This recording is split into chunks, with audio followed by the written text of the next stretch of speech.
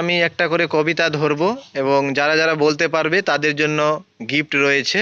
হ্যাঁ, প্রথমে তুমি তোমার নাম বলবে, তারপরে কবিতাটা বলতে শুরু করবে। হ্যাঁ, তোমার নাম কি? স্নেহা খাতুন। আচ্ছা, স্নেহা খাতুন। কোন ক্লাসে পড়ো? 2। ক্লাস 2 এ পড়ো, তাই তো? আচ্ছা স্নেহা, তুমি একটা কবিতা বলে শোনাতে পারবে? বলো। আইরে বৃষ্টি ঝেপে ধান দিব নেপে, যারে বৃষ্টি ধরে যায় নেবুর পাতার গরম চা। বাহ, স্নেহার জন্য হাততালি হয়ে যাক। স্নেহাকে স্নেহার গিফট দিয়ে দেওয়া হোক। স্নেহাকে স্নেহার গিফট দিয়ে দেওয়া হোক। বাহ। আচ্ছা, তোমার নাম কি? শেখ মোহাম্মদ। শেখ মোহাব্বত। কোন ক্লাসে পড়ো মোহাব্বত?